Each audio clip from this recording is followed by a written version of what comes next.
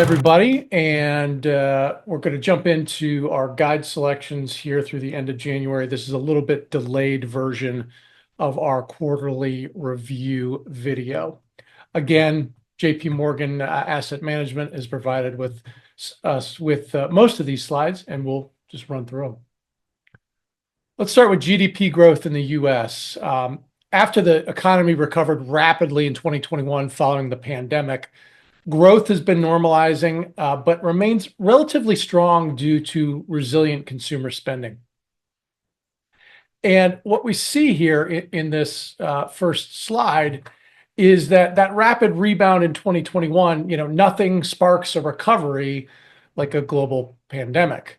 And like we said, growth has started to normalize, but it's still relatively strong thanks to that consumer spending. And that's basically you and me and everyone else buying the stuff they want but don't really need. The fun fact is that consumer spending makes up almost 70% of the economy. And we're basically paying the bills for the entire country by funneling that money through our online retailers. Next up, federal government's financial situation. It's not great. In fact, you might even say it's terrible. The government's credit card bill is like ours, only with several zeros added. And in fiscal year 2025, they plan to spend a lot. And they plan to spend more than they will be bringing in revenues, which means they'll need to borrow even more to cover it. So the deficit's growing, especially with net interest payments skyrocketing. And spoiler alert, the government's credit card interest rate is not friendly all of a sudden. So if the Tax Cuts and Jobs Act, the TCJA gets extended, expect this debt situation to get even more exciting, I guess would be the term. Let's take a look at households, individual households on average. Thanks to those pandemic-induced fiscal lifelines, thank you, Uncle Sam, consumer balance sheets stayed pretty solid even through the 2020-2021 time period. But with the higher interest rates coming down now from the Fed, it's starting to feel like that easy money phase is definitely over. Debt service ratios are on the rise, and late payments for things like auto loans and credit cards are making a comeback. But the overall picture here is still pretty positive for the average consumer, who still has the lowest debt service ratio in the last 50 years.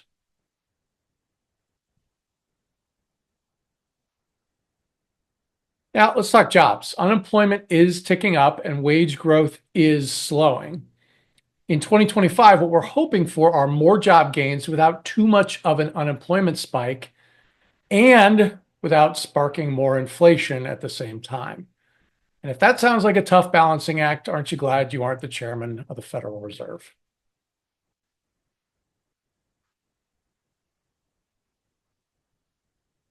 Let's shift gears and look at interest rates.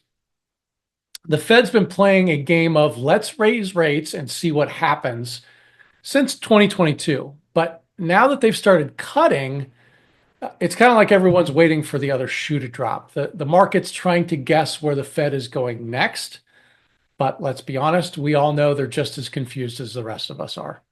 And Chairman Powell basically admitted that last week in his press conference, not in so many words, but he basically said that they are in wait and see mode right now to see which piece of the puzzle will dominate. Is it inflation again, or is it growth? Do we need higher rates, or do we need lower?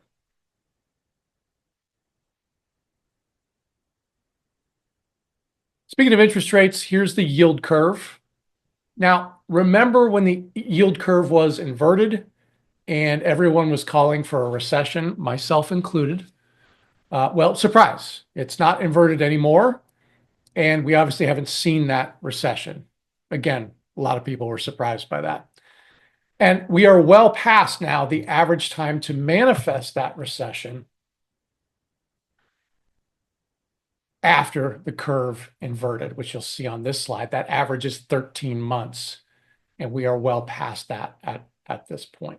So we may just be another one of these red dots where There was an inversion and there was no recession.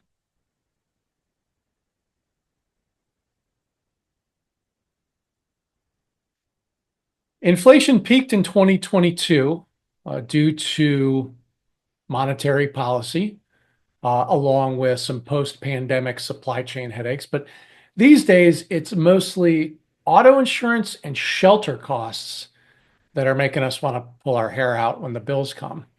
Now, it's not all bad news. Overall, inflation is slowing down, kinda, but it's still outside of the preferred 2% mark for the Fed. And the question really is, what, if anything, they will end up doing about it.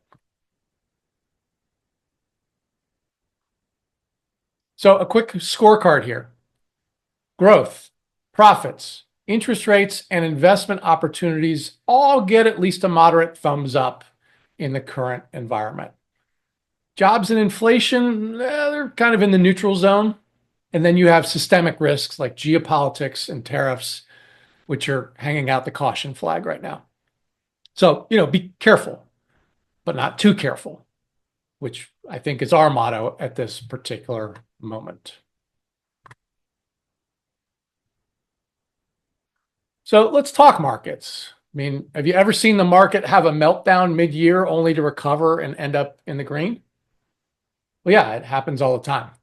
The most notorious example is 1987, where October had a Black Monday. There are a number of Black Mondays in market history, but it had a single day down over 20%, and yet still finished the year 1987 positive. Not saying that will happen again in our lifetimes, but just remember that you don't need to panic when things go south, but you do need to be prepared. Okay. And also, by the way, we've had at least a year now, as you can see at the end of this chart over on the right, without a full major correction or reversal. Typically, a correction is something over 10% in the given index to the downside. Haven't seen that. So, not saying we are going to see that in 2025, but we may be due for some reversion to the mean.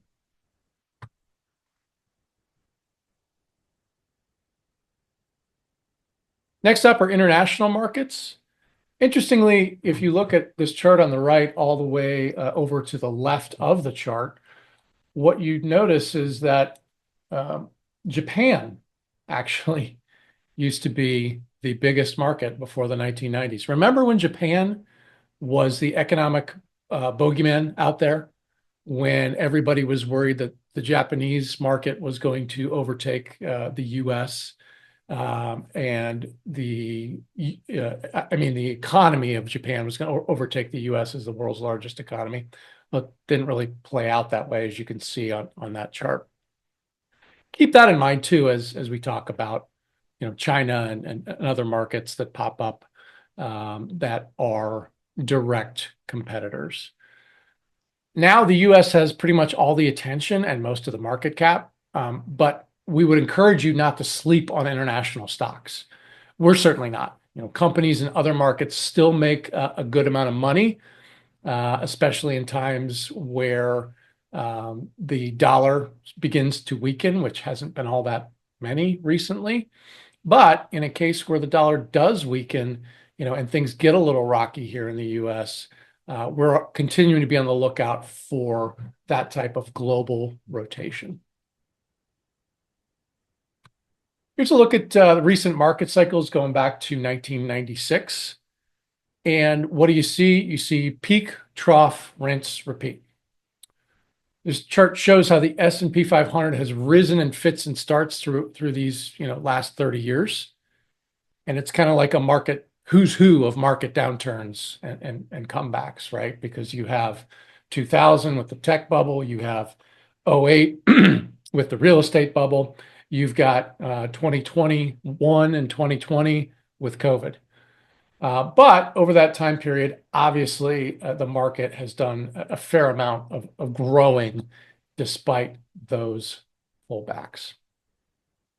So remember, what goes down must come up, except when it doesn't. But at least for now, let's stay optimistic. Uh, Not crazy, but optimistic that this type of momentum can continue despite what is now a fairly expensive market. We'll talk about that in the next slide.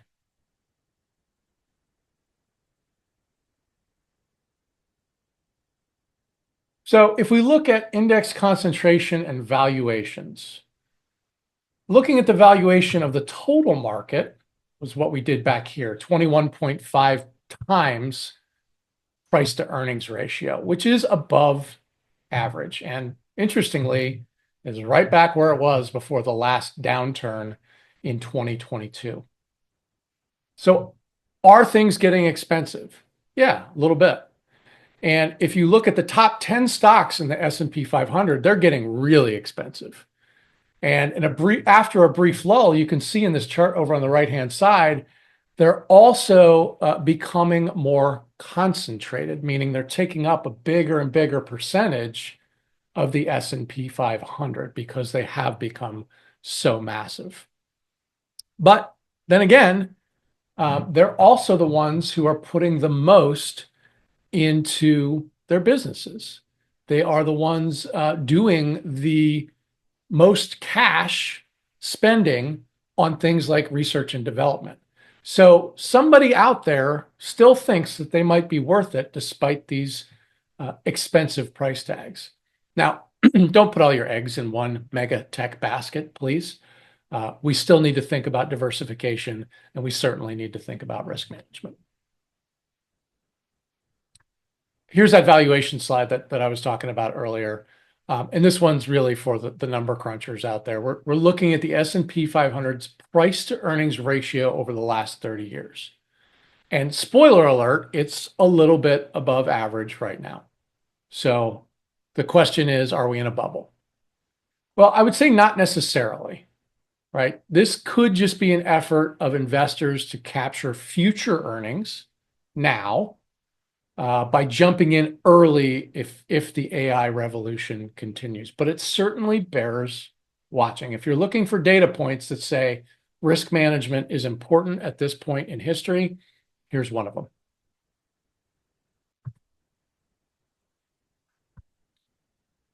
I would love to have the theme song, The Magnificent Seven, which is a Western, if folks out there don't know, playing in the background, but I don't think we can get it for copyright reasons. But here is the Mag 7, the Magnificent Seven. These are the stars of the stock market that are keeping the S&P 500 afloat, or at least were until recently.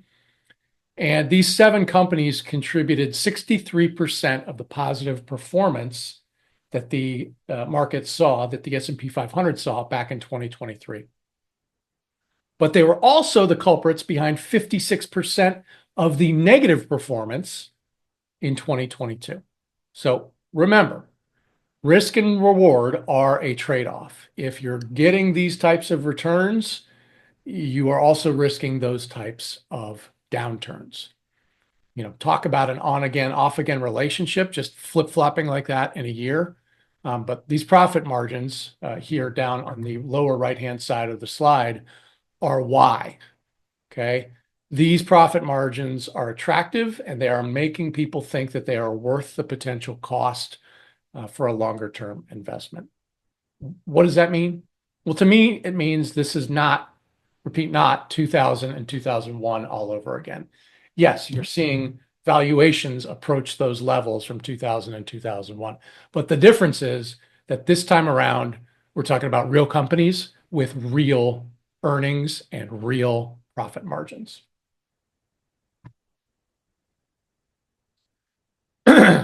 Move into global equities. Okay. US earnings have been solid, but we are again taking a look at other regions like China, Japan, and Europe, which are beginning to catch up. And their valuations, as you can see on the right-hand side, their valuations are not as far out of whack as the US's currently is. They're not as far above the 25-year average as the US currently is. So again, are we seeing that it's time to rotate internationally?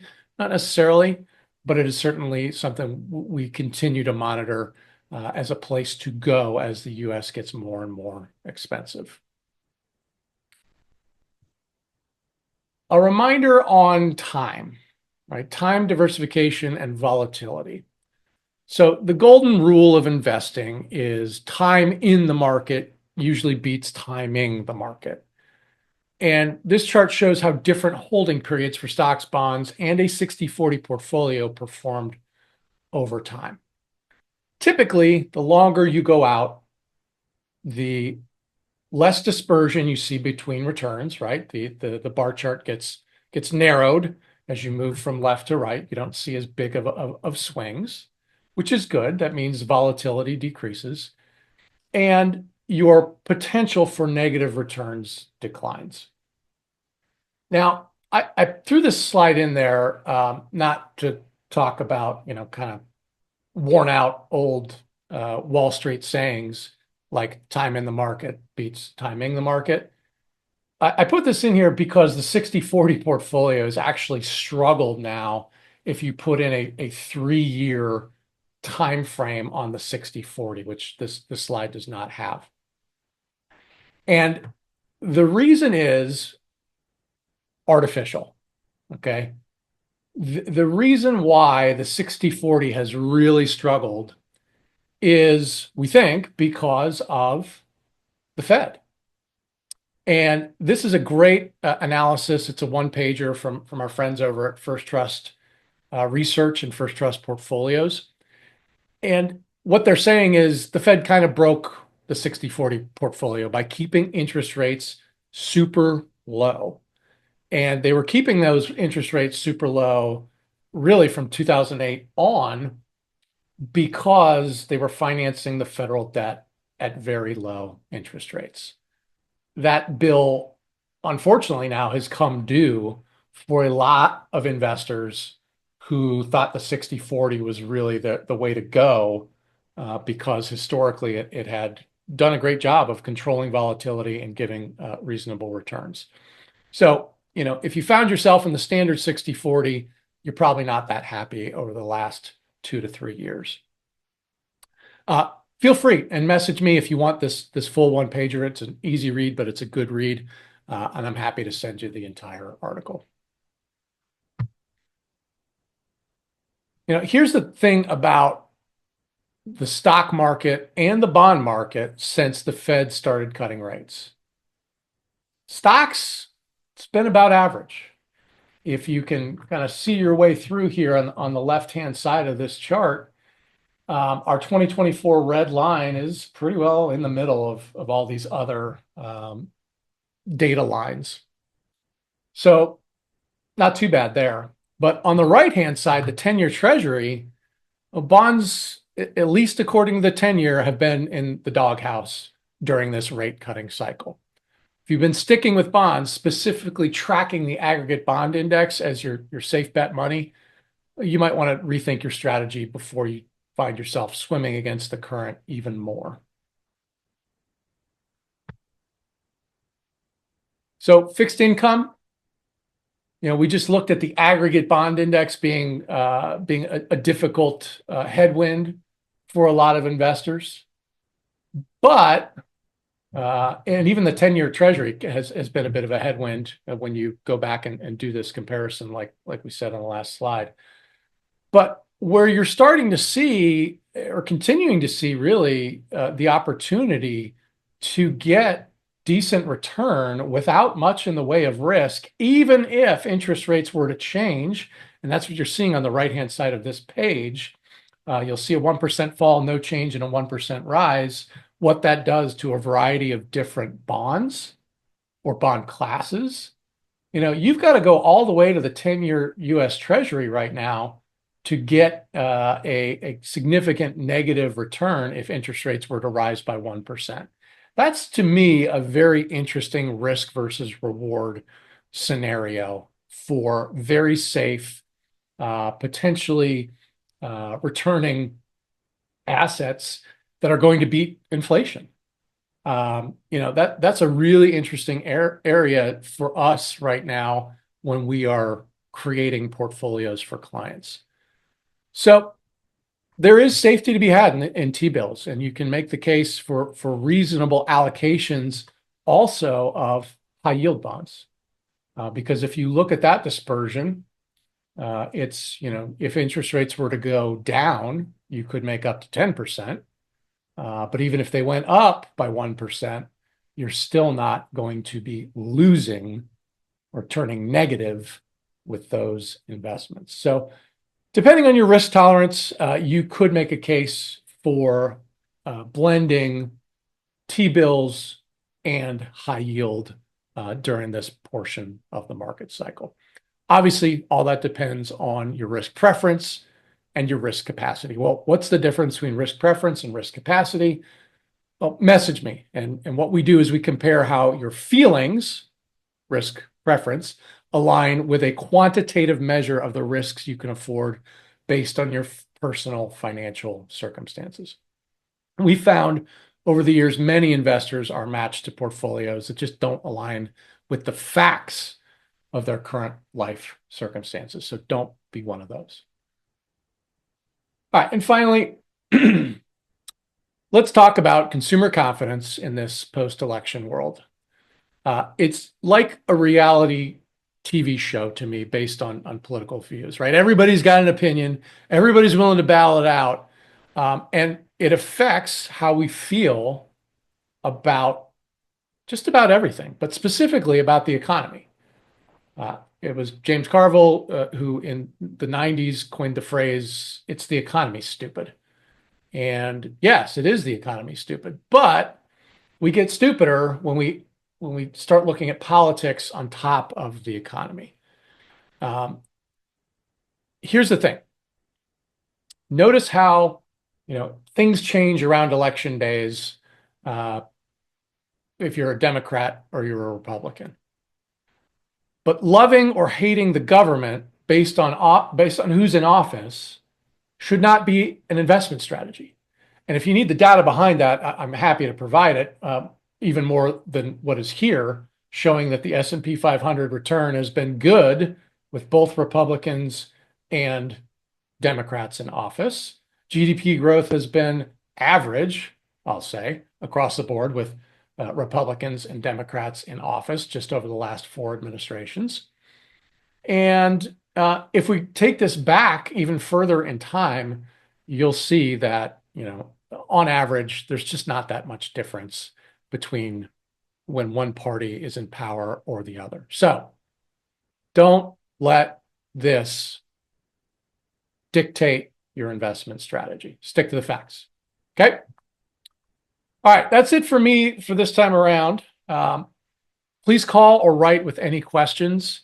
You can call us at 877-234-8957, or you can email Patrick at victoryindependentplanning.com. That's 877-234-8957. Patrick at victoryindependentplanning.com. And if you're not yet a client, you can text glidepath to 239-567-5477 and get started on the VIP retirement glide path. That glide path, small g, all one word, that's what you'll text, to 239-567-5477. And I'll personally get you started on the VIP glide path system. Thanks everybody for watching. We'll see you next quarter.